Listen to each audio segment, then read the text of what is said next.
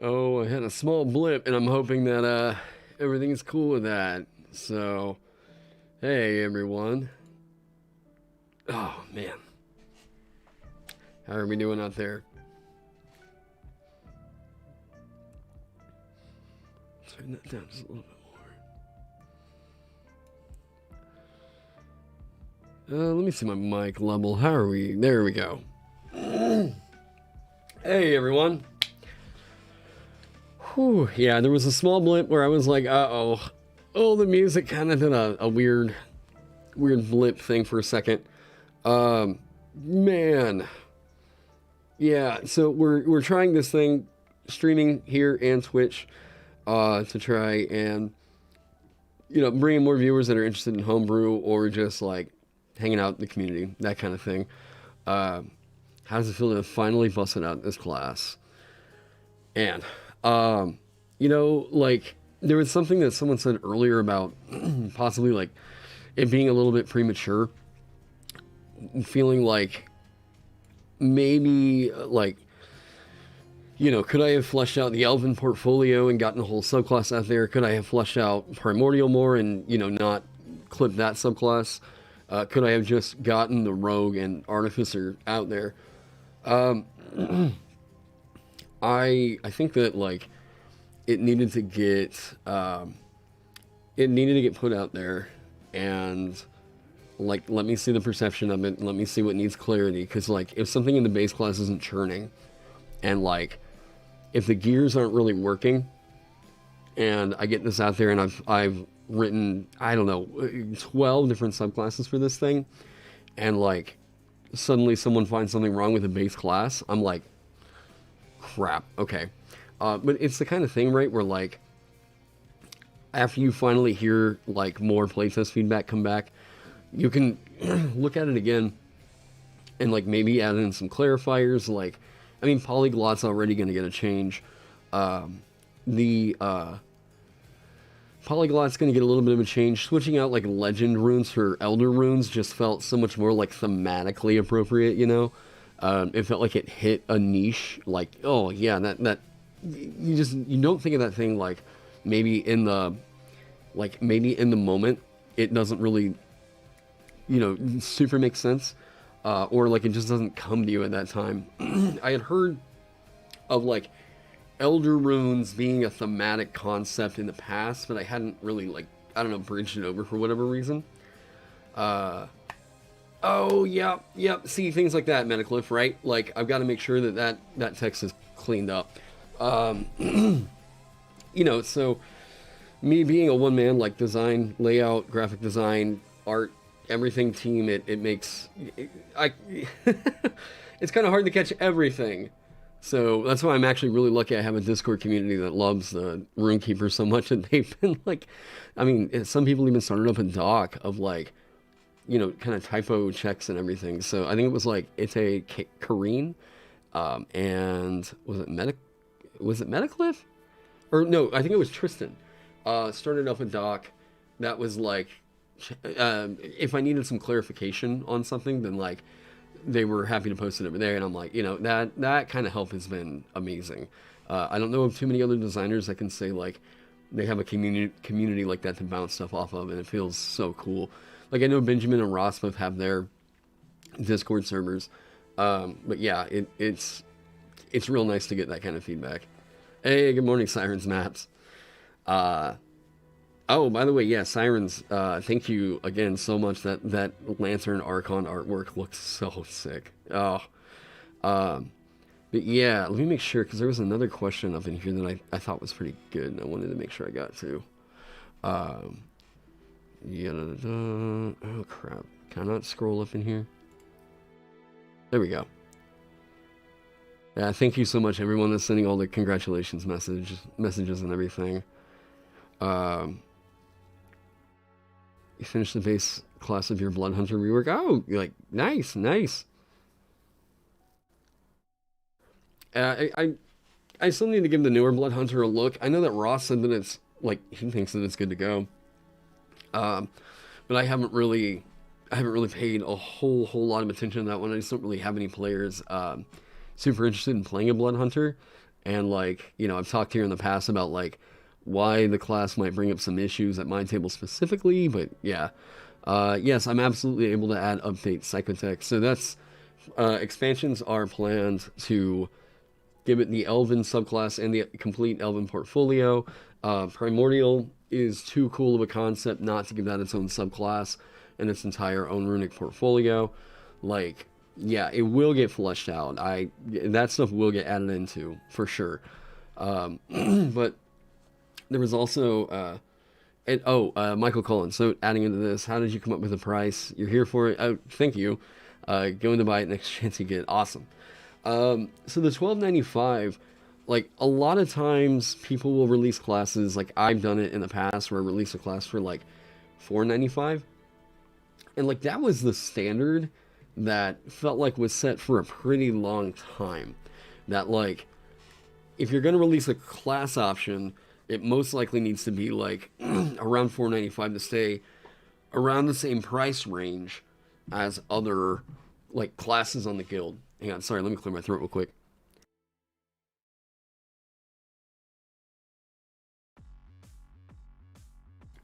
So, Ross had tried it with the shaman because the shaman required custom artwork, required paying sensitivity readers, paying editors, all this other stuff, paying me for layout work and all that. So Ross tried 7.95, and it worked out pretty well. So I was like, okay, if I am going to do a class that needs basically an entire magic system redesigned for it, that needs subclasses to help support it, not just in the base class, but also outside of the class. I was doing the research like I was, paying for art, all that stuff. Like, yeah, I even started asking myself, like, $9.99. I can do $9.99. And that was like early on. And then I started working on the runes and doing all the live streams and doing, whatever. And I was like, $10 just doesn't feel right. Like, out of all the work that's going into this, a 69-page document,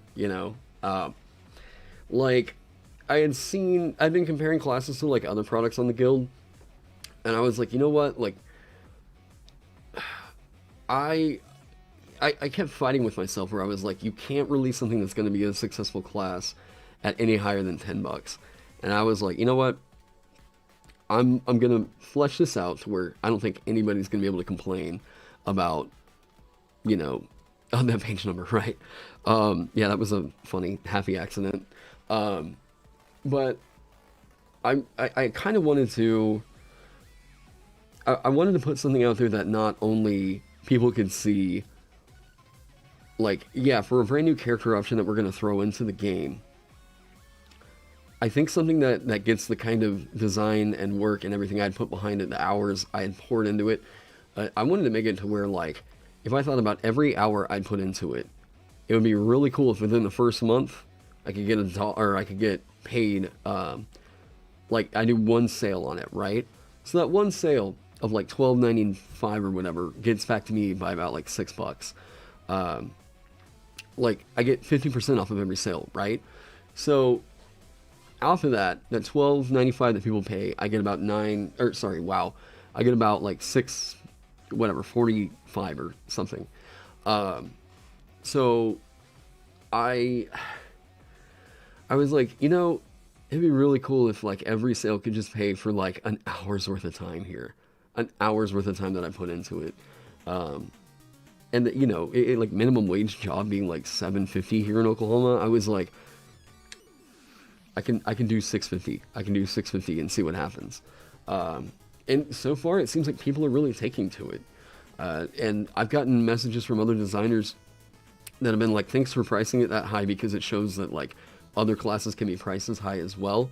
And designers can really get paid what we're worth, oh man, the time that designers put into a work like that is, yeah. And that's another thing that I'm happy I did on the live streams for, is so that more people can see the kind of work that really, really, like, designers put into that stuff. It is a passion, yeah, but, like, if you like the content, like, you should be happy to pay for it, you know? The stuff I do here on YouTube is free, and you can go check that out. You watch an ad, you like what I do, go sponsor me on Patreon, yay, all that stuff. Like, yeah, I appreciate all that. But, like, you know, educationally, I was hoping that this showed people, walk you through a bit of the design process from start to finish with a class. And I'm really overwhelmed with how many people thought it was cool to just watch me work in a fucking InDesign document for hundreds of hours. Yeah, like, they were fun streams. I had a great time doing it, actually. I had a great time talking to you all through the process, looking at, you know, rando homebrew that you all submitted, and seeing what I could do to, I guess, walk through my, like, from start to finish, you know. The streams also show how a homebrew concept can always be worked on, even if it's satisfactory or well-made. Oh, sure, like, the, like, you can absolutely get something into the game that's playable and make a class that's just like, I want to, yeah, and all the tangents, right? I want to just make a thing that gets the idea across, and it does it from levels 1 to 20, and you can absolutely do that by just doing some reflavors, right? And, like, it's possible to do that and not break the game. And, you know, say, here's this class I wrote, whatever. But whenever you do the work of, like, I want to bring something brand new into the game that doesn't play like anything else, that requires a little bit more, like, requires some more work, you know, whenever you're doing that kind of experimental design, where, like, we don't have anything to compare this to, then, like, it becomes a little bit more challenging. Those are the kinds of features where, like, oh, yeah, Rich, yes, I want to talk with Lisa at the guild about possibly getting the merchant, dancer, and Runekeeper all put into one book. I have the layout work, like, done on all of them, and it's super easy because I'm my own layout designer. I can just literally copy that stuff over and put it into a book, right? Like, I already have the InDesign files ready to go.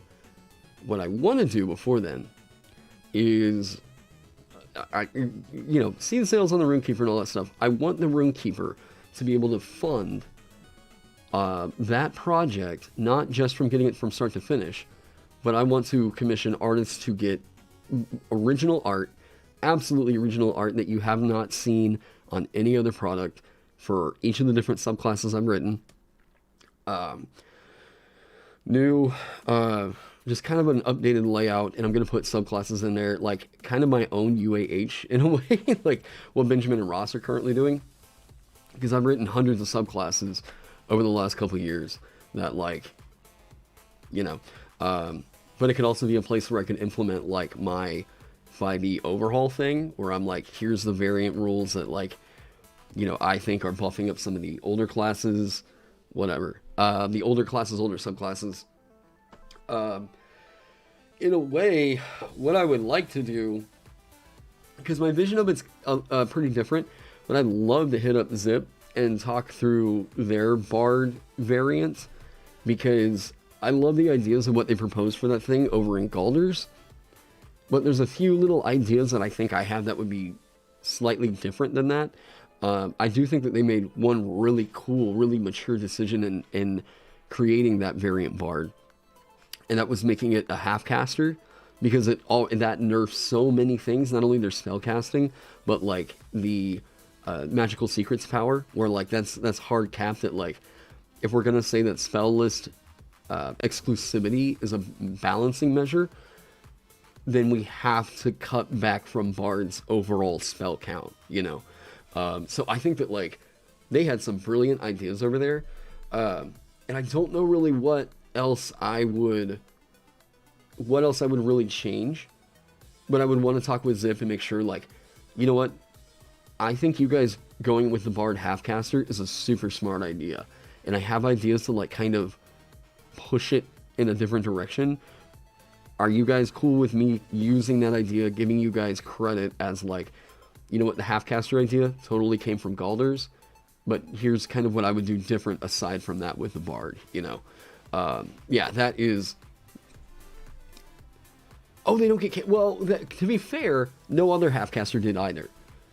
No one, you don't see it on the Paladin or the Ranger, but after Tasha's, which came out after Galder's, then we started to see that, like, well, I guess Artificer did get them, but they don't have a fighting style equivalent over in Galder's that allowed them to get, you know, oh, hey, thank you, Mini Knee, for the $5. Oh, $6, thank you. The DM's contacts, thank you. Yeah, like, they had a lot of really cool ideas over there that I'm like, I would love to figure out what we could do to play with that idea, because I think that you guys have a really smart variant bard here. Yeah, I'd like to see what I can do to push that a little bit. I don't want, like, I like the ideas of the performances.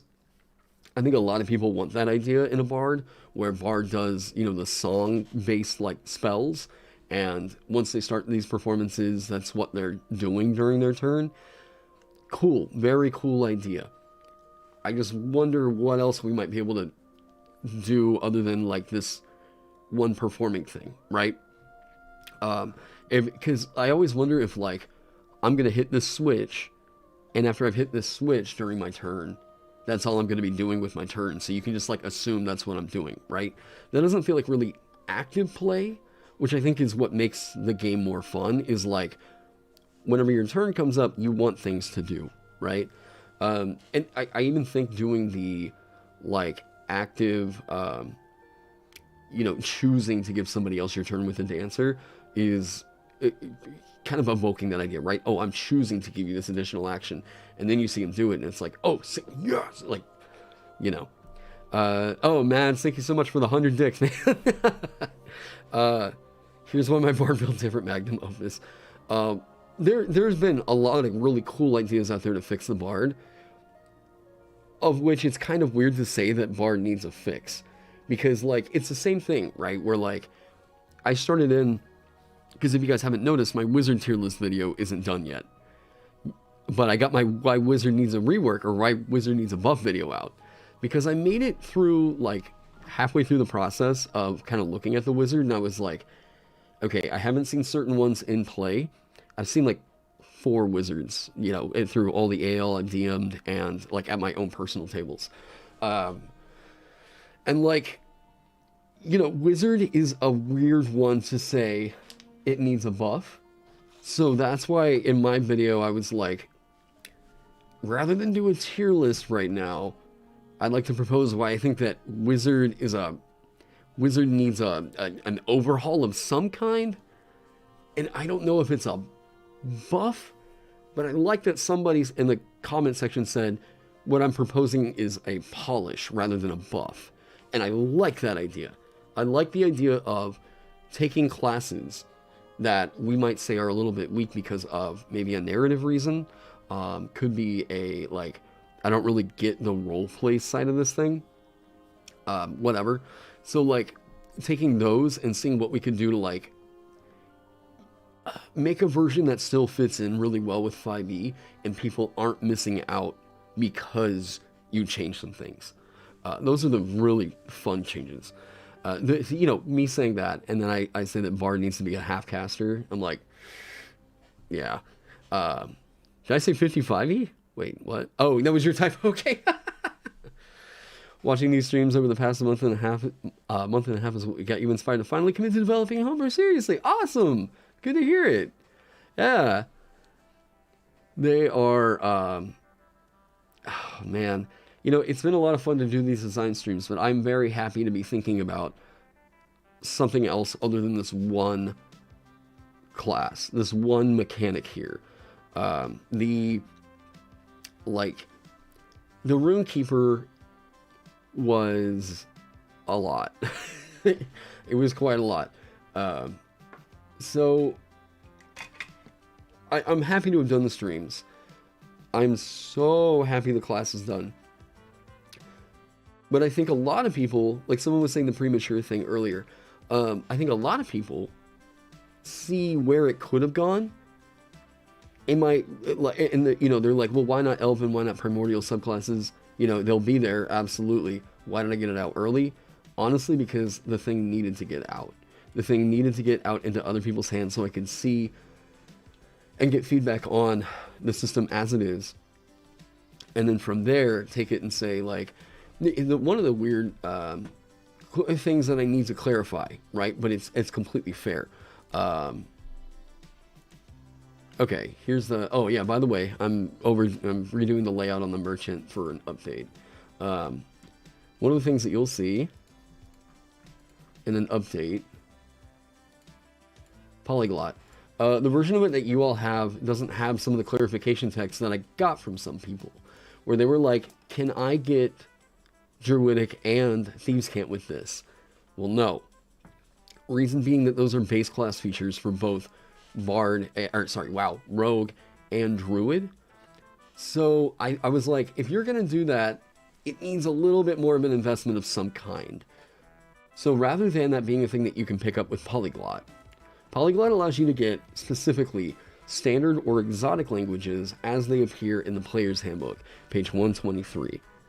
It needs that clarification text to give it the right kind of power that I want that to have, so that you're not encroaching on Druid or Rogue's territory too much. Some people might not even think that it's really encroaching on that. I do have to say, if it's stepping on something's toes, yeah, this will all get cleared up. Fiendish, Jotun, Karg.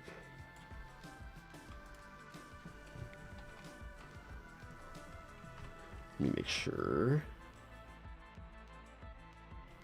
Gukliak.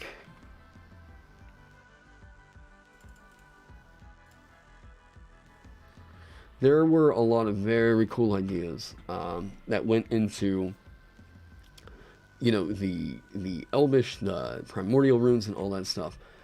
But like, at the end of the day, it just didn't make a ton of sense to hold off the Runekeeper for another 2 or 3 months. A class that really needed feedback on. Wow, sorry. A class that really needed feedback to feedback on the base class, to get out 2 subclasses. The runic portfolio for him could have gotten a little bit more fleshed out. Sure, I'll admit that, like, I hate the fact that is an irk of mine that I'm like, it has to get saved for an expansion, and I'm like, oh, but I know I've got to limit the scope. I have to at one point stop and say, this needs to get out there now, and then we can work on improving it later. Because, like, even if you look at Fighter, right? Fighter has a scope that can be so vast. How many different ways can we fight? I mean, I think the insane amount of homebrew classes for that class tell you there's so many ways, right? And do we think that the already pretty vast portfolio of subclasses for the fighter allow you to build any fighter that you want? Probably not. But they at least give you enough to where it's like, you know, we can fit so many concepts in to what you think that this class should be. We'll go on ahead and get a book out that has 3 of them, and then build on it with like another 3 in every book afterwards. So, like, I think there comes a point where you have to limit your scope and then say, the project is good right now to get this out into the public, and then once we get the feedback, we can change it out later. We can add things, tweak things, whatever. And this thing has needed some tweaks already, just in the first 2 or 3 days that this has been out there. Very slight changes. Clarified some wording on like the previously legend, now elder runes, so that it's all uniform across all of them. What else? Oh, there's a buff in here to one of the draconic runes that is, it is live. This is a buff, and it's not super apparent. Rio's is the one that allows you to get legendary resistance and then give it to your buddies. So Rio's is now 9 other inscribed runes, none of which can be an elder rune. If you notice, it doesn't specifically state that they have to be draconic runes that you inscribe. It's, if you know Draconic, which by the way, a Runekeeper that is at this level to get 9 other inscribed runes knows how to speak Draconic just because of their uh, omniscience feature, giving them proficient, or giving them all known languages, right? So you get up to this point, boom, you can always inscribe this rune. You can always get this rune. You just have to forego getting some of the other big power that you could get in some of the Elder runes. So I like this. It might need to maybe state in here that like this rune counts as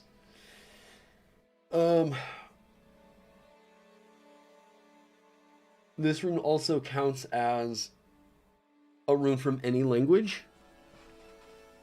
Like, I tried to fool around with the idea of there being like an Elder tongue, and this Elder tongue was where a lot of the real scary runes could hide, to where like only a Runekeeper could grab this language. And then once you grab that language, you can get some of these Elder runes, right? I thought that was sick. Oh man, that felt so cool.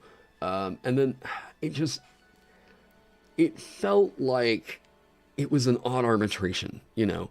It felt like it was a really weird, like, Elder Tongue is this language that, like, it's going to be a main part of the class, but, like, you can't untap it until later, and, you know, like, it didn't seem to really click. It sounds cool as hell. I thought that, like, Elder Tongue could be so sick, but it didn't quite click. And, like, I couldn't really think of, like, a reason to justify it. Because, like, all this power is going to be tapped behind, like, 17th level, which, like, you know, who really gets up there? Some people do, but, like, I'm going to save all of the, like, let's front load you with all the real cool stuff. And worry about 1st to 10th levels, where most people are going to be playing a Runekeeper. And then all the, because I've gotten this criticism in the past, where some people look at my classes and they're like, this seems super fun, but I don't know why I would play this through all 20 levels. I think most people are going to be looking at the Runekeeper and they're going to understand there's a good reason for me to get up here to 17th and just keep following it through. Like, a real good reason. You get up here to 17th and you get these legend runes. Oh, man. What power. What power. Just the fact that you get those legend runes is what kept me like, okay, this has to be a dead level. And I had to shift around some of the base class features to make sure that is absolutely a dead level. 13th is where you can get your +2 weapons, like, pretty reliably, so I had to make that a dead level, which it usually is. 9th level is some kind of a power spike level that I tried to fight to keep dead, because I was like, okay, 6 runes, what can we get out of that? It has to be 5 other inscribed runes, also this, and, like, there wasn't synergy power coming out of the runes, so I was like, okay, they're going to get a subclass feature at 10th, and they're usually really good subclass features right there. So I was like, where do I put the subclass feature, and where do I put Rune Chant? And I kept flipping it back and forth. Until finally it was like, you know what? 6 is cool, because Rune Chant allows you to invoke 2 at the same time. So like, okay, cool, I can use this feature reliably 3 times before I have to dip into my casual invocation pool. Cool, alright, I like that. Boom. And I just kept building from there.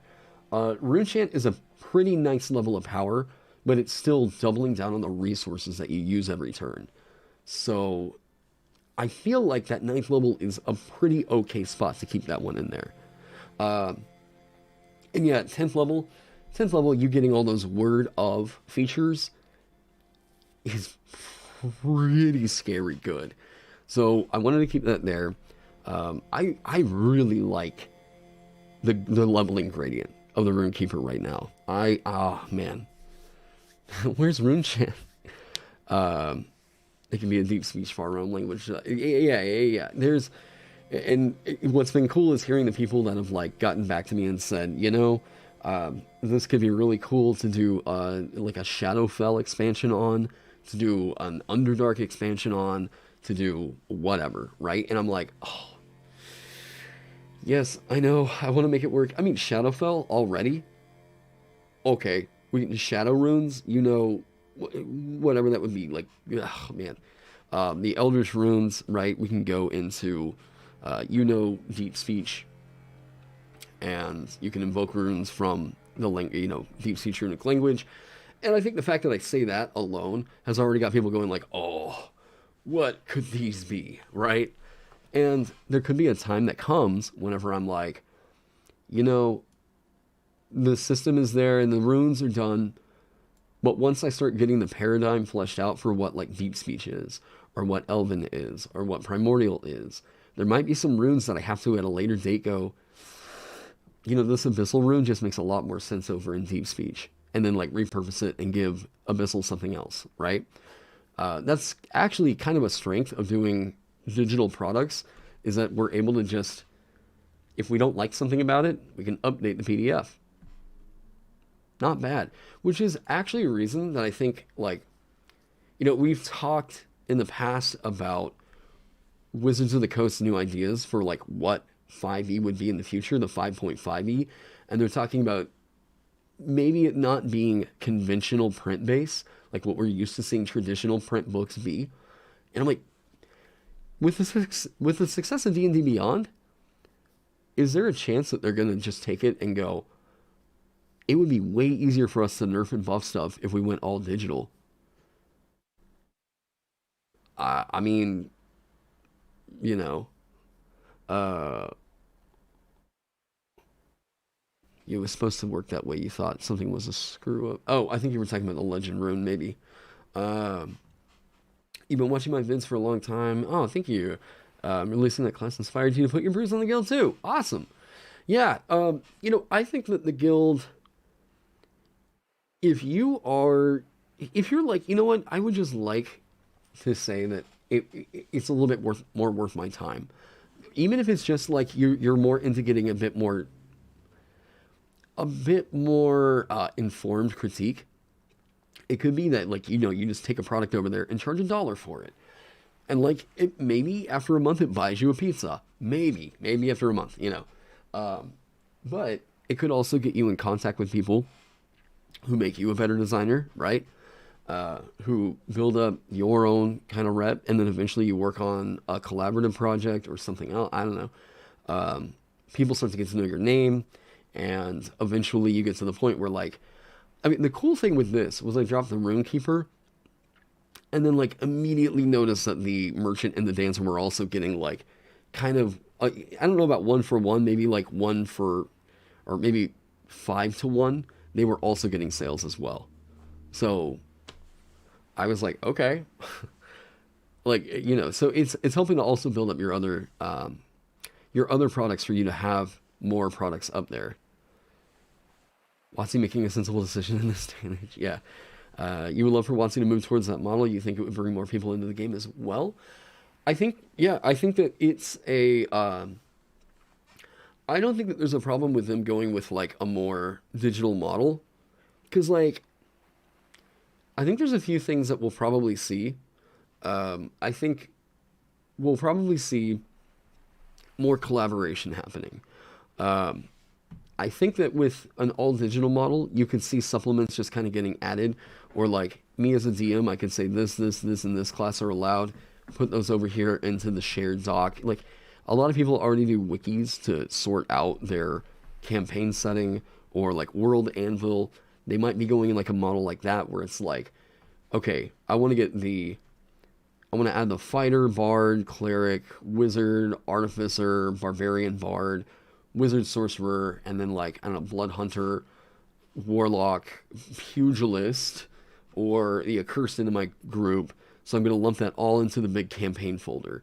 I have to pay a price, like maybe all the base classes I pay $30 for, just to get the character options out there, right? I mean, and somewhat at that point, they're kind of like encroaching on Roll20's territory, which like, cool. Like, let's get that website out of here, please. I'm 100% fine with something knocking down Roll20. Nothing frustrates me more than my experience trying to run Tomb of Annihilation online on Roll20. Oh my god! And at least with a model like this, if they start to push on like Roll20's territory, they get a virtual tabletop. And then if I buy this stuff, it's there, and I don't have to buy it again over on my virtual tabletop, right? Like, oh man. Please no full digital. What happens if your internet goes down? What happens if you do not enjoy reading on the PC? They can always do print versions. They can always do print versions in addition to that stuff. And the other thing is, if they're making it backwards compatible, then all the books that you have should be good. Like, they should be fine, you know? You buy the books for convenience, but also have pirated digital copies. You know, like, there is... like, the reason why I'm still cool with having the PDFs is because, like, okay, number one, I've had my own stuff pirated, alright? Like, I know the experience of seeing my stuff out there and it being pirated and available for free for other people to pick up, right? Like, there's a merchant PDF that's out there that someone pirated from the DMs Guild and is hosted over on Scribd or something right now, which, like, you know, am I really gonna fight that? I'm losing out on, I don't know, like maybe $10 worth of sales? I don't think that that's really happening. I think that the good thing is here on the internet, if from what I've at least seen, I would so much rather someone get the pirated version and think, wow, this is really good.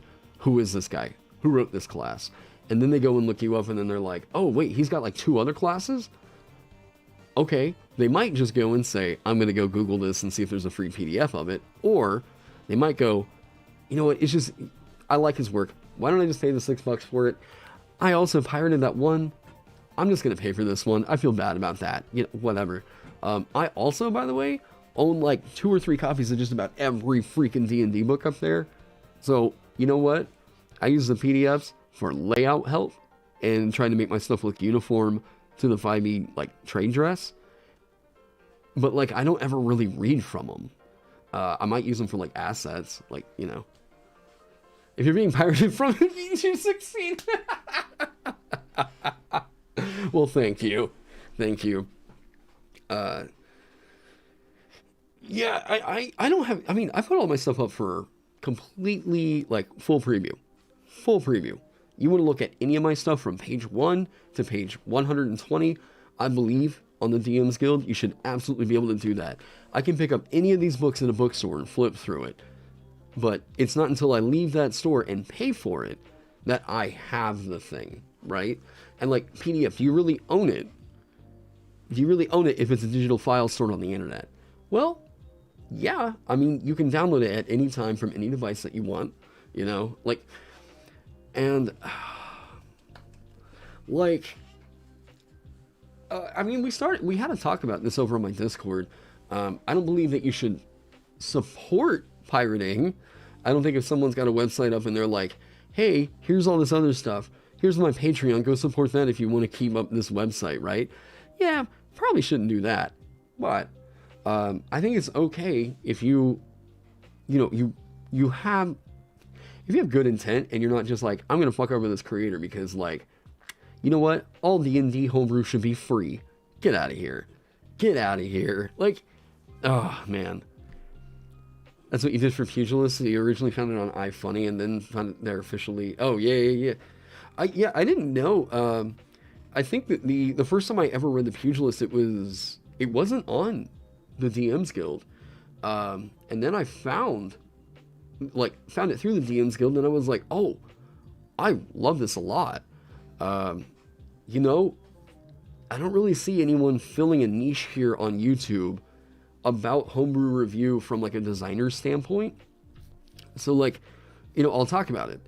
And for me talking about it more, I actually learned a lot of things about homebrew design and, you know, got to know Benjamin, got to know Ross, and it helped to make me a better homebrew designer just by talking to those guys more, supporting their work and like, you know, plugging them over here on my channel, and then them helping me with the merchants. And sorry, I'm getting text from Amanda. Cool. They helped me out with the merchant because, like, I had the idea for portable storefront, but I was like, how does this work? I remember asking them, like, guys, should I just give the merchant a bag of holding at first level? And like, okay, This just shows like early Terran like design sensibilities. I was like, you know what? If it's your base class, I think it's fine to give you. The artificer's already kind of getting stuff like this. Sure, why not? At first level, you're getting an uncommon magic item.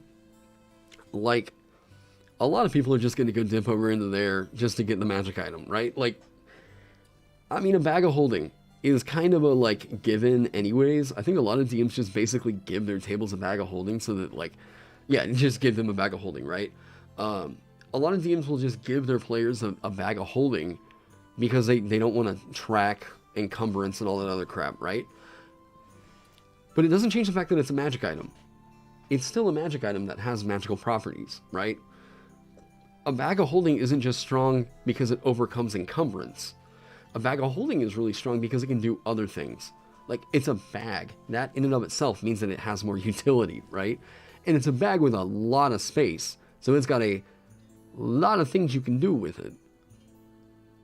Hide a body? Bam, bag of holding. Like, yeah. Be really sick of D&D, D&DB or whatever WotC replaces with. If paying subscribers should be able to add complete third-party subclasses or classes, and those subscribers could get access to that. That continued. Oh, I think you're still typing. Your personal belief as a distributor that refuses to improve service can be spurred to improve via piracy. Sure, but creators should always be paid in some way, like saying screw Netflix, take my money. Right, like. People will pirate until it's more convenient for them not to pirate. Like, that's what we learned with Spotify, right? Like, Spotify was a response to people. Well, I say it was a response. Spotify is successful, and I'm saying this in spite of recent news and everything. But Spotify is successful because they took a model. They took a model that iTunes had, right? And they were like, you know what, people still need to pay for this money because artists still need to get paid. But what if we make it to where you don't have to buy the album and you just stream it? Because they're already going to pirate the album if they're still... So why don't we just make it more legal and just easier for them to pick up whatever album it is they want? It's become like, I think that... Are they still supporting iTunes? Like, is iTunes Music still a thing? I haven't used iTunes in like a decade, so I don't really know. But, I think even iTunes went for that model. Like, they're streaming now. It's not... Yeah, they are. Okay. I think like iTunes is even pushing for like, we're going to be the jukebox now. It was so funny because Sirius XM came installed standard in my car. And I like 2 months in, I was like, guys, I don't need it. I just don't need Sirius XM. I mean... I can't control what you all are playing on the radio. You want me to pay $40 for it? I'm already paying for Spotify. Why should I pay for Sirius? And I had to deal with like 4 salesmen calling me that were like, yeah, but we'll give you 3 free months. We just got like Howard Stern and like whatever. And I was like, I'm just not really interested, guys. I mean, I already pay for Spotify, so like I don't need it. Like, what? Like, oh man, I still get reminders on my car, like on my dashboard. Hey, your Sirius XM thing expired. You might want to fix that. And I'm like, wait, what? I don't want it. Like, there's nothing to fix. Your dad still buys on iTunes. I mean, if there's more money going to the creators via iTunes, I can definitely see the reason why some people from like an ethical and moral standpoint want to go to iTunes rather than Spotify, right?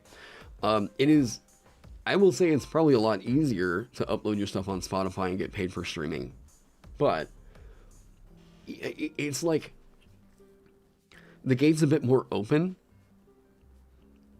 But like, is it really like greener grass on the other side for streamers? Well, for anyone hosting up their music over on Spotify. I mean, as someone that's like pretty involved in the music industry, like, I see Spotify more kind of using the same reason that we'll host our stuff over on the DMsGuild, right? Could Keith Baker have taken Exploring Eberron, self-published through like a Kickstarter or something, and done his own print run of that for, I don't know, whatever, Keith Baker productions or something, yeah, absolutely. When people have funded the crap out of that, yeah, it absolutely would have happened. But he loses out on a marketplace. He loses out on the visibility. I mean, he loses out on 50% sales. Like, I don't know. I mean, in a way, it was weird because I watched a video of Moist Critical talking about this the other day, where he was talking about how content creators are overpaid, and not the way that he phrased it was not in the way that I think many of us are thinking right now, right? We're like, we make content and then those content creators like me, whatever, are overpaid for what we do. He's talking more about grand scale, millions of subs kind of people, right? Where like they're bringing in, you know, hundreds of thousands of dollars a month for content that really doesn't take that kind of revenue to create, you know. Think about like the Logan, Jake Paul kind of thing. They are overpaid compared to, yeah, good old Charlie White, right? They are overpaid if you want to look at it. He even admitted himself he's overpaid, you know. So could we do like a squish where, you know, talking about the 1% of creators aren't making the, you know, am I the new Bernie Sanders of YouTube? So those 1% of creators aren't making as much money, but it's definitely like reasonable for what kind of content they're creating, you know? But like bring it up to where guys like me aren't making, you know, $200 a month, but making more like, you know, 3, 4, yeah, maybe, you know, closer to a living wage. So maybe at the current rate, like, I mean, you know, I would love to go full-time content creation. Love to do that. Yeah, communism creators. I would love to do full-time content creation. But, yeah, wealth disparity on YouTube. There you go. But I'd most likely have to have at least triple my sub count. Most likely triple my sub count. I mean, like, with DMsGuild doing, like, Runekeeper would have to stay consistently selling what it sold in the last 2 days for that to single-handedly support, like, a full-time content creator thing. I do have the merchant and the dancer that are also, like, kind of helping out, but the Runekeeper, every time you buy one of those, that is basically $6.50 in my pocket. So, like, that's pretty nice. Not bad. But, you know, to go full-time, to be doing a thing I really, really love doing like this. Also, you know, I don't know. The viewership's also going to stay consistent, so, like, it's a hard pull, you know? I might have a video go absolutely nutso viral, and bring in, like, 50,000 subs or whatever. But, like, are all 50,000 of those people going to be interested in D&D game design? God, I don't know. I don't know that you could say that there's legitimately even, like, 200,000 people that are all interested in D&D content. Some people will subscribe to, like, you know, XP to level 3, because the skits that he does over there are really funny, you know? A lot of the stuff that they do over on Twitch, that they do over on XP to level 3 is, you know, skit-based kind of funny, like, all right, people that aren't into D&D could also get a laugh out of the stuff that they put over on XP to level 3. JoeCat isn't just a D&D channel. JoeCat does great animations. Does a lot of, like, illustration live streams, all that stuff, right? Great content creator. So that's why he's getting up there in the, I think it's JoeCat in the millions? AFK, hey, thank you so much for the $5. I really appreciate it, man. Just, oh, keep it up. Oh. Hey, thank you. Your girlfriend just got to be a Twitch affiliate. You're awesome. Yeah, congrats. I mean, if some dude sitting in the corner of a video is reacting, it's not putting the same amount of work that creatives like design. Right. But, you know, a lot of those people have been doing it for years. I won't fault, like, Moist. I think Moist Critical is completely honest about what he does, and he donates something like over half of. from what I understand, or what he said, he donates like an outrageous amount to like animal shelters and stuff like that. Um, like Charlie just seems to be a genuinely good dude all around, and um, that's the kind of thing that I think I would really like to do as a content creator, is like make it to where, you know, if people want to create TTRPG content, or like I've heard talks from friends of mine that want to design games, like get into video game design, but like they just don't really see it as like a totally reasonable thing. Even if it's not my stuff, I just love making cool stuff happen. I love helping out my friends and doing like whatever it is that they want to make work, right? Anybody wants to hire me for guitar, I'll usually do it pretty damn cheap.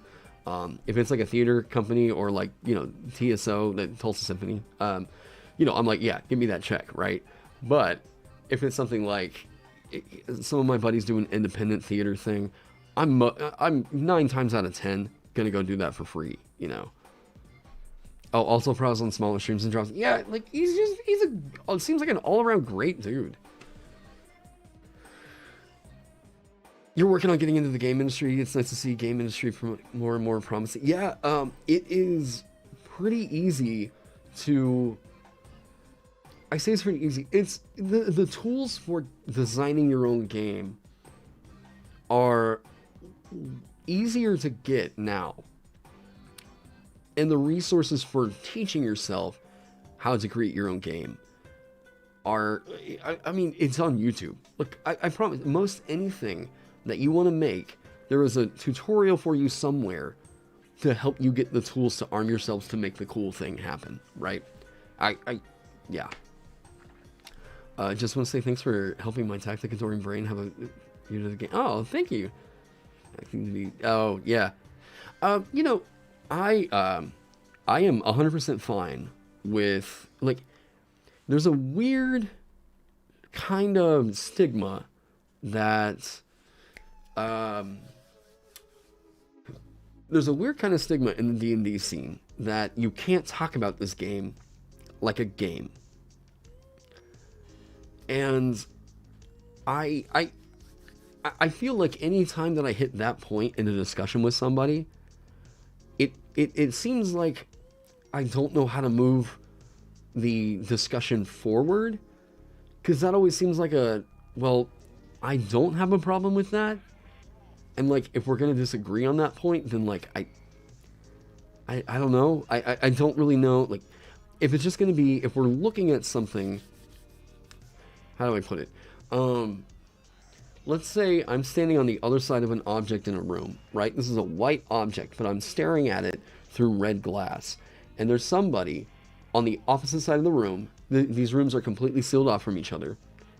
And through their window, they're looking at it in like through a blue glass. Well, to me, that object looks red. To them, that object looks blue. That object is still there, but we have a disagreement in how we're looking at the thing. We have a disagreement in our perspective, and we can take the time to like sit there and talk with each other. Well, I can see through your glass, and your glass is purple. At least the way that I see it. So I can understand why you think that that object is blue.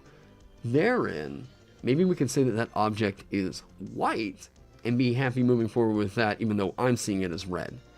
Except, it doesn't seem like people are always happy to accept that the object is not what they see it as. You know what I mean? Sometimes people are so set in their mind that they're like, no, the object's blue. Of course it's blue. Can you not see it? No, I see red. Okay, well then you must just be stupid. Like, that seems to be a comment that I've pushed back against in my comment sections, and I've learned over the last 3 years, probably just to not mess with that. It seems like people that are stuck in a kind of dogma with the idea that D&D can't be talked about like a game is... I don't know what you want to talk about it as, then. Like, it's a... You what? Like, yeah, it's a game. I don't know how... Or maybe the thought is, we don't want to talk about it like, we don't want to video gamify it. Which... I don't know what bad that I don't know what, that's a verb that I don't really understand where that comes from. I don't get, and I'm happy to hear any kind of ideas as to what that could mean. Can somebody materialize that, right? To where it's like, gamify it. What do you mean? Like, what do you, can you please give me a definition for, I don't want to video gamify it. Well, I don't want to make it feel like a video game. Well, but like, okay, how does it feel like a video game to you? Is it like, do I need to put coins and Goombas in front of you? And then it's like, okay, that's video gamifying. I don't know. But it also sounds like a really funny little, like, homage in a campaign you can throw out there, right? There's a bunch of mushroom people and some floating coins. Oh, and a couple floating blocks. Oh, you hit it with your head? Oh, you're going to take a D10 of bludgeoning damage, and a mushroom comes out of it, you know?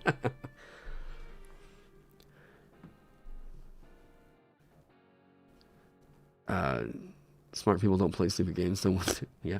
I mean... Oh. Stream laggy? Uh-oh. Hey, sorry, one sec.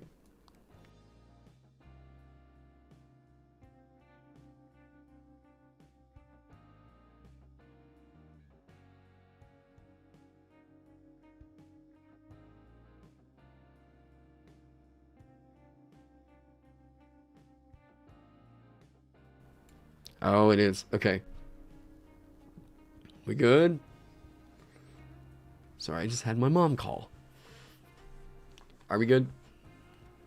Everything look fine? Because it just looked a little frame rate weird on my side. Yeah, so like video gamifying it.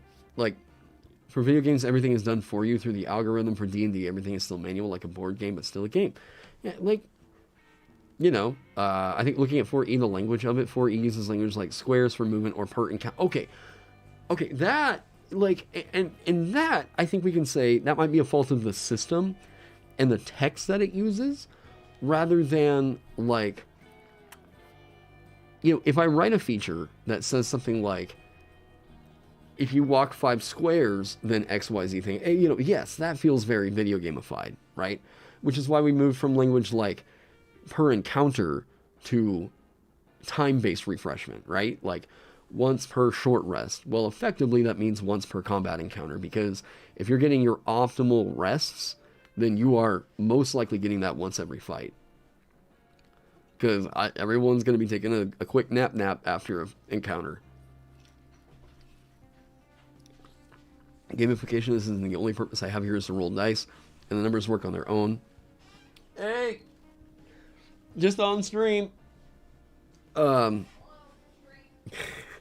says, hey. I'm just a robot that rolls dice as over gamification. You know, like, I've got my robot dice roller right here that is that making it gamified, you know?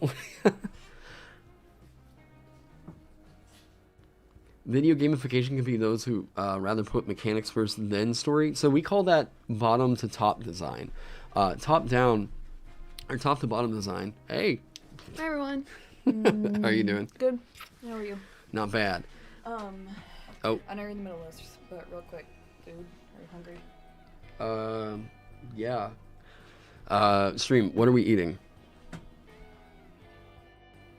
AFK, thank you so much for the $2, man. You mean it comes from 4E, lack of flavor text? Yeah. You could say the flavor text part of it, right? Like, you could say that without the narrative heart. Chinese, that's the first thing that came up. Ooh, I'm always down for Chinese. Okay, Chinese works for me. Yes. Thank you, chat. Oh, Popeyes. Immediately you all start throwing out Cajun now. Okay. No, Cajun knows... Cajun, wow. Stream knows what I like. I mean, I'd rather have like Cajun food, like gumbo or like a po' boy. Where could we even get that? God, I have no idea. I mean, Chinese is fine. It's just they said Cajun. I'm like, yeah, I'm kind of always down for that though. I don't know a Cajun place. I mean, does Cajun sound good to you? Not usually. Oh, well, not now. Huh? Not now. Well, let's get Chinese. Okay. It's okay. Okay. All right, cool.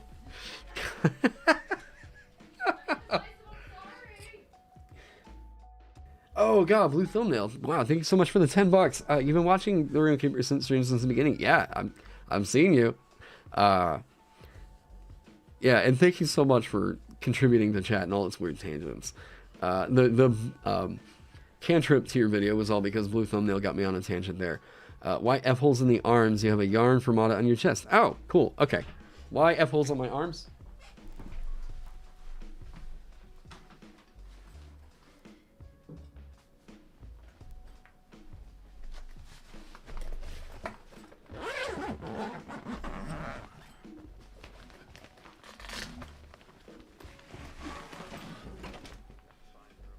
Because of that.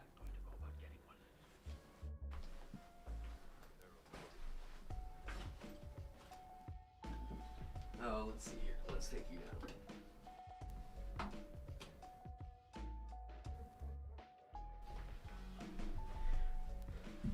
Okay. Yeah. Because I'm a jazz guitar player by trade. I didn't get into D&D until like Blue's asking about these right here. I didn't really get into D&D until about like 5 or 6 years ago. So like all my life I've basically been in jazz guitar. Sirens, thanks so much for the 100 secs. I appreciate you. So like whenever I turned 18, I was, no, wait, I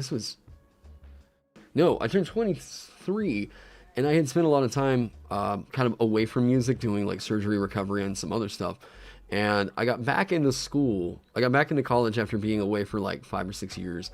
And I was like, yep, it's time for me to like finish this up. So I was like, this is going to be my recommitment to like, after the accident, I had to reteach myself guitar. That was part of it. You know, I had to reteach myself like technique, just basically like redefine my sound after the accident. So like, I was like, this is going to be a bit of a recommitment here. Where like, I got back into college to learn music again. This is what I want to do with my life. This is like 100% what I feel like. Yes. So after I got a call to go and play Rent, the musical. And after I got the check from that, I was like, nope, I know what I'm doing. So the check from Rent went towards me paying for new tattoos on my arms. Yeah. Mads with the 100 dicks. Thanks so much, Mads. The dicks will always enter the 6. You know what? Like, you two have your bidding war. I'm happy to profit off of it. So thank you both. Thank you both for the donations. I really appreciate you both. Either way, Denmark or Sweden. Thank you. Mana says thank you. But yeah.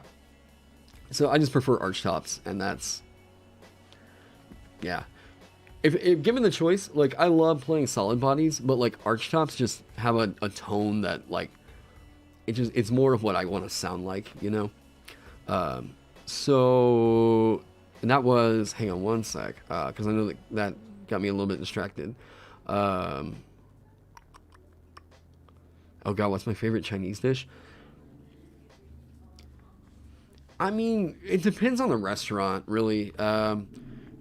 Like, I'll usually just find the thing that's got like 2 peppers next to it, and like, if it's a chicken dish, then I'll go for it. General Tso's is usually my go-to, but like, man, there's one Chinese place here in town that has, they got Kung Pao chicken that like kicked my ass one night, and I was like, yep, that every time. Make me be like, yes, punish me, chicken Tsao daddy. Yeah, oh, okay, gamified. So I talked about this. So, top down, bottom up design, okay? Top down design. You have, from top down, you have a narrative, and you're trying to get the mechanics to support the narrative, right? Whereas bottom top is, you have a cool mechanic, and you want to come up with a narrative to support that. And Dragon Yoda, thank you so much for the 49 mix. Wow, wait, that's, no, Mex. Let's do that. I'm Irish, I can say it right. Oh man, thank you so much. Is your Mexican bid for tacos tonight? um, yeah, bottom down, top up. Bottom down, or wow, bottom top to bottom. Bottom to top is you have the mechanic and you want to find the narrative to support it. Top to bottom, you have the narrative and you want to find a mechanic to support it. Axiom, thank you so much for the 10 pulms. Pierogi, is that what it's called? Pierogies? Thank you for the 10 pierogies. Axiom, I appreciate you. Thank you all so much for all the donations tonight. Like, I did not expect any of that getting on here. I figured it would be fun to talk about the Runekeeper and what I've been kind of going through afterwards. But thank you all so much for like the super generous donations tonight. Played a little fourth and it felt like all bottom to the top. Yeah, like let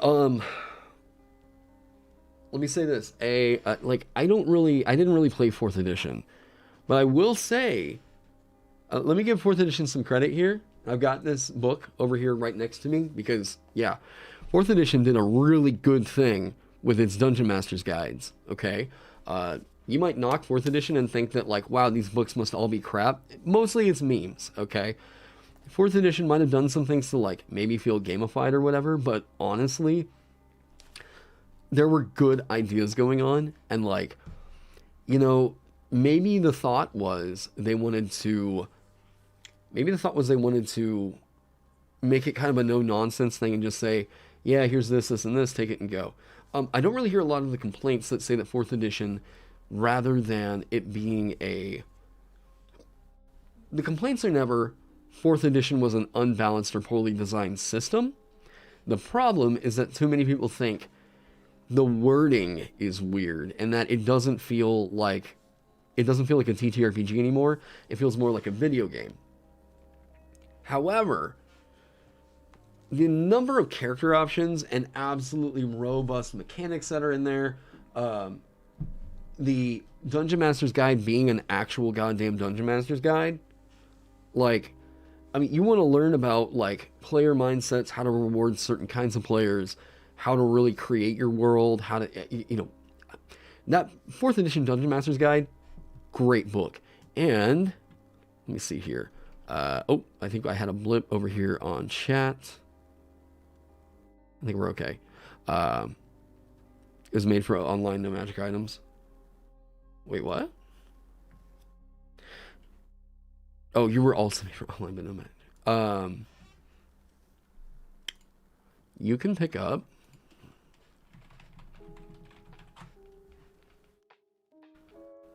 Where's it at? If you can't find a copy of it on... If you can't find a copy of the Dungeon Master's Guide on Amazon, or you don't want to pay the price of...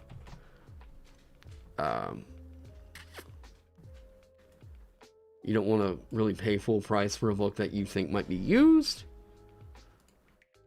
which I can't really knock you there. You can always go and pick up the Dungeon Master's Guide over here on D&D Beyond, and you can get it as a softcover standard color print. Boom, right here, 21 bucks. This is so worth it. So worth it for you to just go pick up and just give it a skim. Even the first 20 pages are damn near worth that $21 price point. They might have screwed up some things for, like, how the game runs and all that, but, like, man, they did not screw up the Dungeon Master advice that they give you over there. It's worth it. Like I said, I've got I have a hardback version of the Dungeon Master's Guide from 4E, the one from 3E. I think I've got the Advanced D&D Dungeon Master's Guide, and I don't think I've ever shown this off.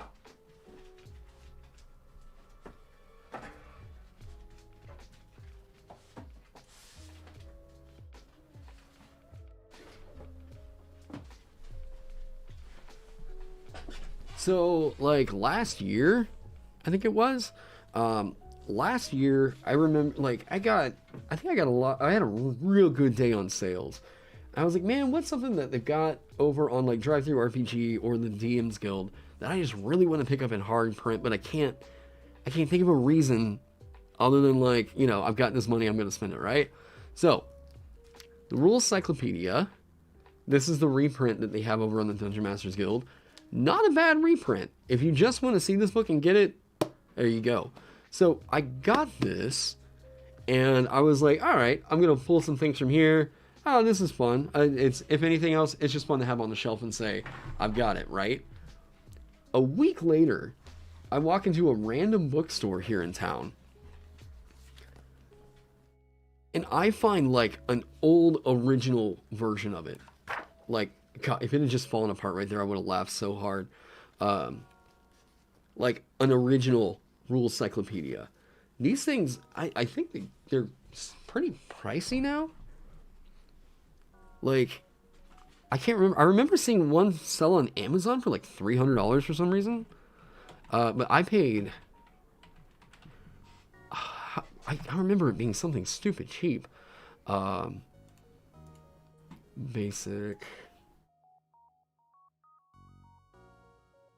Yeah, you go get a hardcover version of it now over on Drive Through RPG for $26. An original... Oh, I guess they're only going down to 50. Okay. I think the resale market might have gotten a little bit oversaturated, because I remember there was a time where the Rules Cyclopedia was costing like $200-$300 or something like that, but I'm seeing all the prices pretty consistently falling towards, there's like a $70, $150, okay, $150, $150, $500. Yeah, okay, so it kind of varies, but yeah, back whenever I first picked that up, I think I got it for like 10, 15 bucks. But to get one of the original ones at cheaper than I got the reprint, that was pretty cool. That was a cool day, not gonna lie. Oh god, the weirdest experience you had making 5e monsters was trying to learn Thaco and adapt Gilgleam from 2e. Yeah. Yeah, there's some monsters like the Thakwa that I loved from previous editions, but it hadn't been in the game since like I want to say 2e. It might have been in 3rd edition, maybe. But you know, even adapting from there, I was like, okay? So an what is it? SU means it's a supernatural power. So this means this or what, you know, right? So learning to translate from previous editions is its own art form in itself. Like, oh, they had a lot of AD&D books in their Games Society storage that nobody was using, and oh god, right? Like, oh man, I think the most expensive book going right now, is it still Deities and Demigods? There's a... I mean, I know the exclusive Volos guide is going for something ridiculous right now, but the version of Deities and Demigods that has like, yeah, all the Lovecraftian stuff, yeah, they're going for like $400 on average. Yeah, there's actually a really cool video over on, I think it's Seth Skorkowski's... Is it Seth Skorkowski's channel? Where he talked about Deities and Demigods.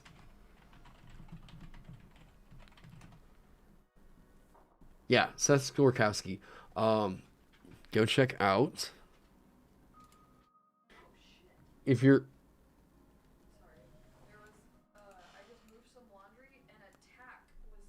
Oh, God. Are you okay? Yeah, thankfully I didn't sit on it or one of the dogs, but it was just upright on the couch. Oh, God. Yeah. There was apparently a tack sitting on the couch that pretty glad we didn't sit on. Yeah, Seth Skorkowski. This is a great video covering Deities and Demigods and why this book costs like $400 or $500. Yeah, very, very great video if you're interested in obscure bits of D&D like history. But yeah, he just covers like what made that book controversial, why it got the reprint, and why whenever you look on Amazon, you're seeing them go for like $500, right? Like, ugh. Berto Sam, hey man, just popped in to congratulate me on my latest. Hey, thank you so much. Thank you.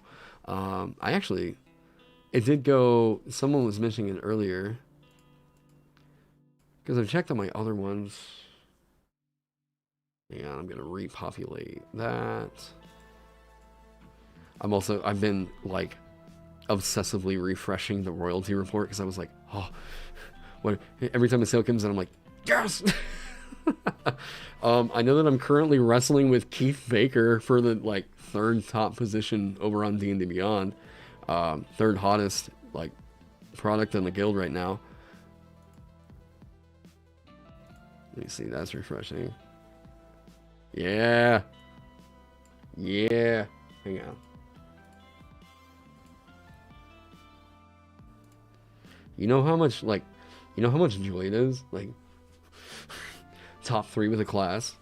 Like, it's beyond nerdy. Like, because it's not only, hey, like D&D stuff. This is like such a specific niche where I'm like, yeah, class design. And then I see my classes up here in the top 10. Not just in the top 10, but like, it's been like swapping back and forth here with home field advantage. And the other cool thing with home field advantage, you guys see a certain name in there that Trek pulled me on to go and play for that, or to go and work on that one a little bit. Like, so I've got 2 products up in the top 3. I am not sad to see either one of these in this position. But yeah, seeing this it is very, very rare. Like, a big reason why I'm excited for this, it's super rare that a class gets into the top 10. Whenever Ross did it, Ross, yeah, I'm competing against, yeah. Whenever Ross did it with the Shaman, that was a big day. Like, that was one of the first times a class that had not been made by, like, someone like Matt Mercer, had made it up here this high. So, like, we were all like, okay, cool. We've shown that maybe we've been underselling a lot of our products for a while, because a kind of seller for, yeah, sex is great, but it has your class in the top 3 on the DMsGuild. Top 2 at one point. So like, whenever Ross did his Shaman and got it up into the top 10, Ross had done it on a little bit higher price point. And we thought, you know what? Maybe that's the problem. Maybe we've been undervaluing it, because I've talked about the way that they calculate the most popular top thing right here. This is about how many sales you make, or sorry, how much money your sales make within the time that they've been released until current time, right? And it refreshes like once every 4 hours or something like that. So whenever I price mine at $12.95, immediately I've got a leg up on some other classes because my class is more expensive, right? And then I think that people will actually see the ratings and everything, and they're like, oh, okay, like this might be worth grabbing now, because people are more likely to come back and rate a thing and review it after they might have spent a little bit of money on it, right? If I drop $5 on a thing and I don't like it, I'm probably not gonna complain about it. Like, I'm probably just not, or if I drop $5 on a thing and it blows up my expectations, I'm probably gonna promote it. Like, it's pretty sick. But like, that promotion only goes so far. But having your price point up here at $12.95 and getting it up into the most popular, I guess, and the thing having the, polish and it being a 69-page document, is one of the things that has gotten people to be like, okay, yeah, I'm willing to drop that $13 on it. And I think it's been helping it be a bit of a runaway here. Yeah, just, I guess what I've been seeing the last couple days, but it has been super cool, super damn cool to see this. Like, yeah. First review, yeah, thank you so much, Daryl. Thank you so much for your glowing review. Hard to not get good ratings when the whole thing is preview. Oh, that's also a very fair point. And pushing towards making your product full preview. Because by doing this, people know what they're getting into it. Like, they know, they're not like, I'm paying $12 for a thing I can't even look at. I can't really wrap my mind around the idea as to why I shouldn't make a product full preview. like, I feel confident in it enough to be like, yeah, you're going to see it. You're probably going to like what you see. And you probably want to check it out more or add it to your table or allow other people to check it out. So you're probably going to buy it without the big sample file thing on it, right? So you get to check it out. I just don't see a reason why not to the swagger. I mean, why would you not do full preview? I think this gets you way more purchasers than if it's not. Yeah. People are going to be able to see the entire document, and I think by the time that they see just like the polish that's gone in here, if they're interested in classes and adding them to their table, they're probably going to be like, you know what? I'll drop the 12 just to get it, whatever. Well, even that, they're seeing the full preview. I don't know. Anyways. 50 pages was good enough for home field advantage. Sure, but like, I mean, in my opinion, I don't really see a reason why not to let it be full preview. I don't really think that you lose out on any sales by making it full preview, you know? Like, and I get you, there's a lot of work that went into that book. I think because it's like, was it up to 200 pages? Oh, it doesn't show up on Google because the metadata takes a while. The metadata takes out a little bit for it to populate. The more people that are looking at it, the more people that come back to the site, the higher chance it is that it's going to pop up to recommended, right? If this makes the DMsGuild's newsletter, then most likely the Runekeeper is going to be the first thing that pops up for 240p? What? Oh, 240 pages. I thought you meant the freaking resolution of the stream. I was like, damn it, what? Yeah, the more time that goes by, the more eyes that are on this thing, the more likely it is that it's going to show up in Google search and all that. I don't really rely on Google metadata for marketing. Like, sure, it definitely can put more eyes on a thing, but I don't know. That might be the next thing to start researching, is like, what helps things to trend on Google? Like, what can I do in the metadata to make it, like, you know, find it on Google, right? It could be that, like, I know that there are search terms that are associated with, like, these images, but I do all my hosting over on Imgur and then pull these images over here because the DMsGuild's uploader is, I'll just say, frustrating and limiting, to say the very least. And I can do all kinds of stuff with my storefront page by hosting over on Imgur and then pulling it over here. Yeah, you feel full preview reduces piracy as well, and that's also a great point. Oh, they just posted the newsletter? Ooh, for this week.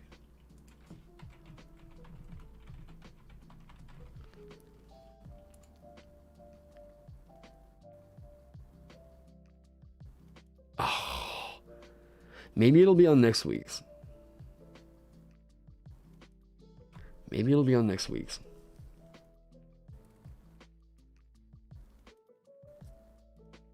Was there a theme maybe that I didn't hit for this week?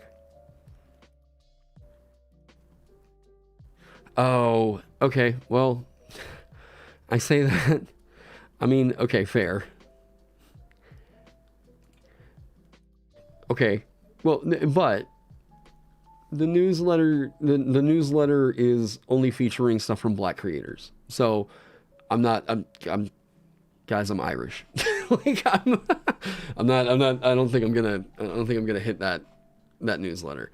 But yeah, if you look at,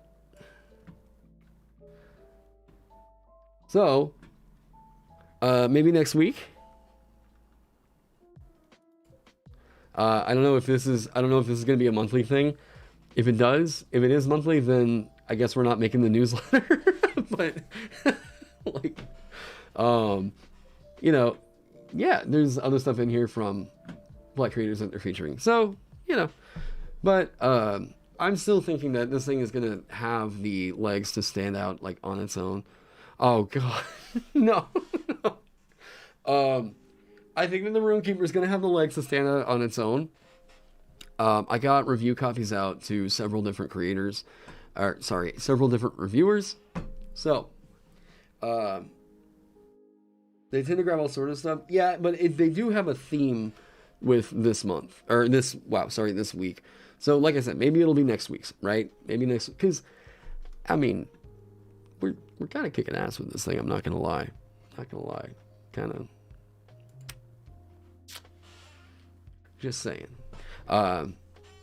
Sometimes the newsletter includes titles that are a couple months old. Oh yeah, that's right. With that circle aren't black creators, that's just their monthly event? Oh. Well, then maybe next week. We'll see. We'll see. Next Tuesday, right? Releases every Tuesday? Something like that. But at any rate, we'll see what happens. It also just could have been so late that, like, I uploaded this on Saturday morning. So maybe they just haven't really, like, gotten a chance to go through it. Or maybe they already have and they just didn't like it. In which case, meh. Meh. Fine. I like it. I think it's cool. You're cool. Yeah. Also, yeah, the reviews have just been... If it never makes the newsletter, it's fine. It's been a fun couple days. But yeah, anyways. So how are you all doing? How are you all doing? My face is cool? Well, shucks. I appreciate that. I'm sure your face is cool. I haven't seen your face, but I'm sure it's worth a thumbs up. I did, yeah, I did that intentionally though. Part of the pressure, like you all might, part of the pressure for me to get this out was I didn't want it to hit at the same time as Home Field Advantage. So I waited a little while after Home Field had released to get this one out. But I also put myself on a bit of a crunch because I didn't want it to rub up against UAH. I had basically early February to get this thing out because UAH is going to drop fairly soon. Well, I say fairly soon. UAH is going to drop at least like Q1, maybe Q2. And I didn't want the Runekeeper to rub up against UAH. I mean, I wanted to time it to where like Ultimate Adventurer's Handbook is going to do very, very well. And it's probably going to stay in the most popular titles for a pretty damn long time. And like, I didn't want to throw my Runekeeper out there competing for probably, let's say this. I didn't want the Runekeeper to be competing for the same paycheck as UAH or Home Field Advantage, right? So I tried to make sure that like too many things wouldn't be eating. Yeah. UAH is going to be on the DMsGuild. Yes, it is. Yes. I think Benjamin went so far as to say that it's going to be his last thing on the DMsGuild, and then he's going towards his own site. Which is the way that a lot of the designers are going right now. I think that the Mystic is going to be Benjamin's first independent thing. UAH is the Ultimate Adventurer's Handbook. Hang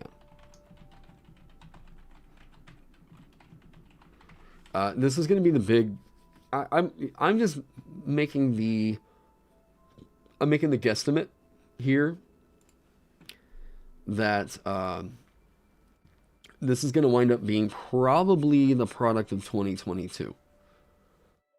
Probably the product of 2022. This is going to be a massive expansion on... Okay, so number one, it's going to be print. Mystic is called a Thaumaturge now. Ah, cool. A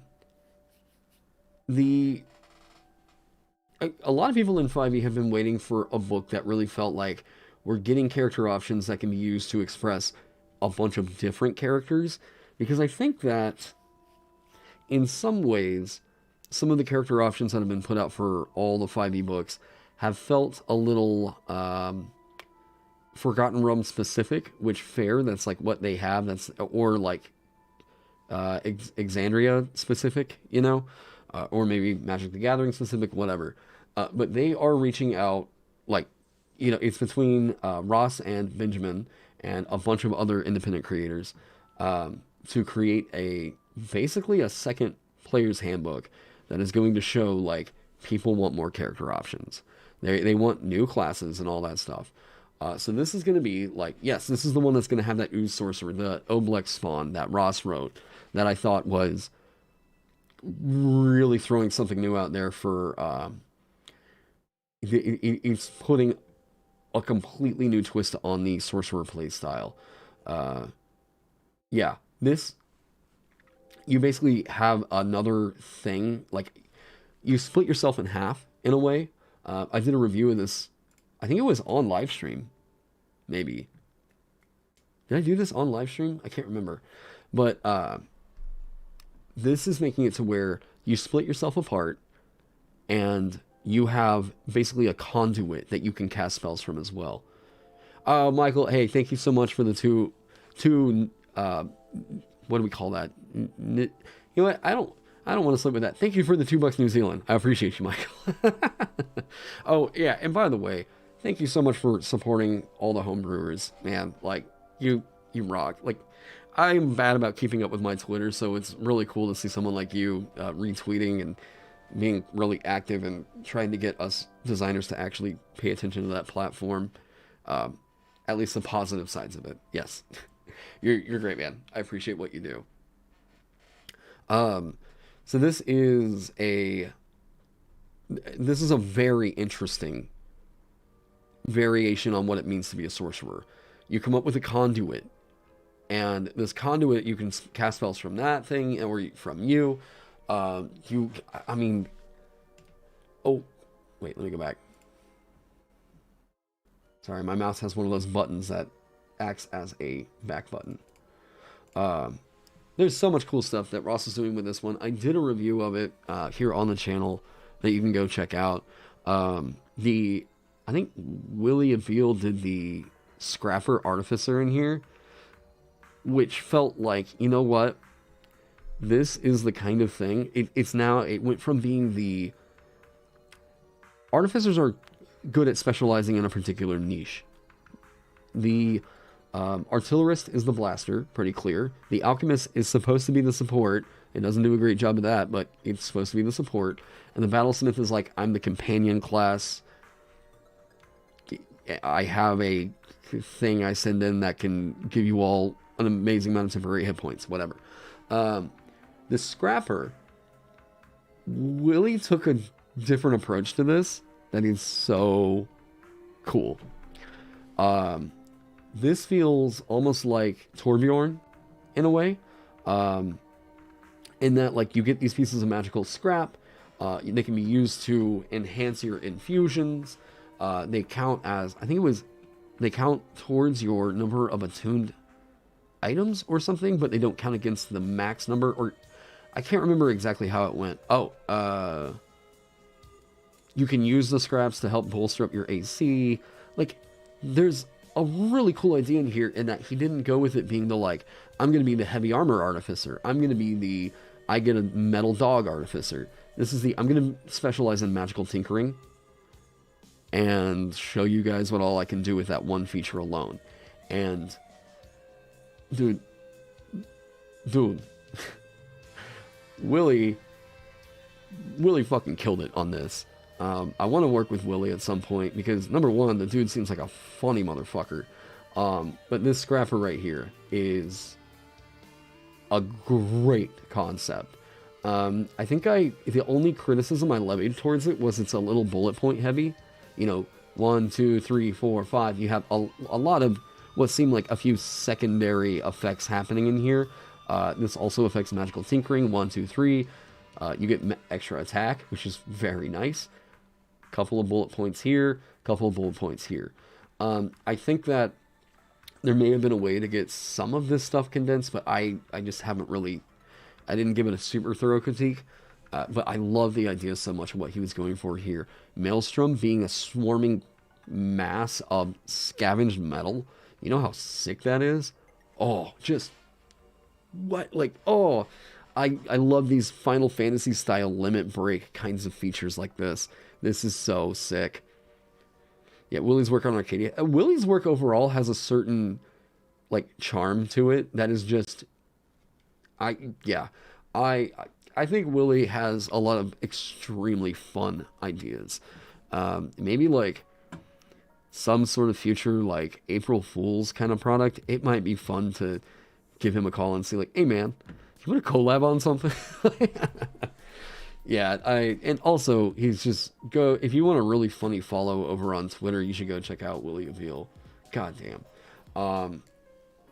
But yeah, so then there's also Circle of Succulents, which is kind of like a cactus druid from what I remember. There's a Seafarer druid, which acts like I'm going to sing sea shanties and buff up my allies, so you've got a bit of a support kind of a fighter in here. But, I mean, good lord. I mean, Ross's Oblex Imposter is pretty nasty. Like, oh, this is pretty sick. I think that there's also... Benjamin did another playtest on this, right? Because I hadn't checked out the second playtest. I got on school and I've just been super busy. Yeah, okay, Thaumaturge, yes. Ah, good lord. Yeah, there's when it was a Mystic. Milo, oh yeah, the stuff he made for his son, that is cute. Okay, second playtest. Is it rude to... where was it? Oh, collab with him for a rework of College of Lunacy. Ooh. Okay, one of the early things I had actually written was a cartoon bard. Whenever that's what I thought bard should be, is I'm the hokey, fun jester character. Path of the Stampede.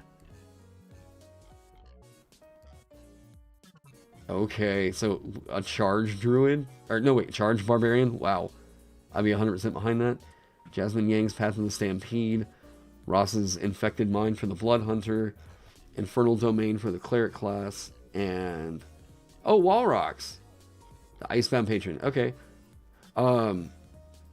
So, like, I mean, there's going to be subclasses in here for Blood Hunter. I think that that's going to do really damn well. Infernal Domain Cleric. Infernal Contract. And again, I haven't really read through all these. And I mean, I'm not really planning on streaming super long tonight, so I'm probably not going to go through all these. But yeah, so like, this is going to be a hell of a book. I'm super interested to see how this winds up doing. Yeah, go check it out. Go follow Ross and Benjamin over on Twitter. As well as all the other creators that are a part of this, because it looks like it's going to be a hell of a product. But Adam Carpenter asked, is it rude of me to ask for me to take a look at something that you've made at some point? If you're over in the Discord, I'll try to offer advice over in there whenever I have the free time to do it. I do for sure for my Patreon subs or Patreon sponsors. That's a part of their like membership. I do live stream like kind of homebrew consults here, where like if you submit something, then I'll pull it up on stream and we kind of talk through it. And I know that not everyone's super comfortable with that, but like that we'll talk about it live, and I think that they're really more educational, and chat's always super positive about that kind of thing. People know not to talk like you're posting on Reddit in those chats, so it's a very constructive and I think really positive kind of a live stream that I need to be doing more of here in the future. So keep an eye out for that, or yeah, come join up over in the Discord if you haven't already, and do all that good stuff. Anyways, so I'm gonna go hang out with Amanda. She just got home. Fun hanging with you all. Thank you all so much to everybody that has picked up the Runekeeper so far. Seeing this thing go wild over on the DMsGuild has been a lot of fun. Love you all's support. Yeah, this is like one of the first things that's making me think, you know what, like, I really do want to do this like content creation thing. I think I can do it and do it really damn well. So, yeah, we'll see what winds up happening with this in the long term. But anyways, something's wrong. It hasn't been 9 hours. Elden Ring.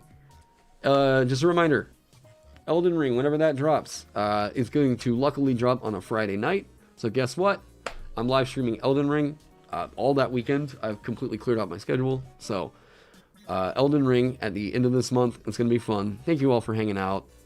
Thank you all for all the donations. You all are incredibly kind. I love this community that has been building up around my work. And then seeing you all contribute like your work and everything like that. Like, dudes, thank you all so much for all your help. Wait, by the way, let me just say, my community, the Runekeeper probably would not have happened had it not been for guys like Spencer, doing some of the book work to like help compare what runes hadn't been copied over, and like making a Google Doc to like sort out like, okay, so far you copied these, this, and this. This one looks like it's not finished. Boom. But I'm like, dude, you sponsor me on Patreon and you're doing this kind of work for me? Like, you are paying me. Like, dude. It's the passion like that was like, whenever the computer crashed, that weekend was a pretty bad weekend, alright? That weekend I was thinking, I've tried twice with this class so far, and I don't know. I don't know that I have it in me to do another shot and try and rebuild it from the ground up. But then, like, seeing all the support from, like, the community and everything about, like, alright, what needs to be done with this, because we love the idea of, like, the magic system here. Can we contribute some runes to it? Like, dudes, it's been overwhelming. So, you guys are amazing. Oh, and the phone calls I got from people about trying to help walk me through fixing my computer, like, anyways, you guys are amazing. Thank you all so much for all the support. Thank you all so much for making the Runekeeper as fucking cool as it is, really. I'm very happy with this. If you like my content and you want to see more like it, subscribe. Go check out my Patreon. Go check out my stuff on the DMsGuild. But also, I will say that there are a lot of other creators out there that can make content that is just as cool, usually better than mine. Yeah, like, there's a lot of names that I mentioned on here. A lot of people that are really, really well worth your support that are over on the DMsGuild, as well as their Patreon and all that other stuff. So, yes. Oh, and another last thing. Runekeeper. Another big update whenever it's going to get the big expansion update. Well, I say big expansion update. The first big update that's coming out for it is going to be a full incorporation of everything from Armorer's Handbook. All the runes that are over there, because Heavy gave me his blessing to start using those to, if you find this rune stone, you can add this rune to your runic lexicon, fleshing that out for DMs that are going to add this to their tables. So, that'll be coming out. What dialect do you need to be a dragon now? Go into Eokaric, and you can fight like a dragon. You can be that dragon knight. Do it. So, anyways, guys, thank you all so much for being here. I hope that you all are staying safe, staying healthy, and I can't wait to see you in the next one. Bye.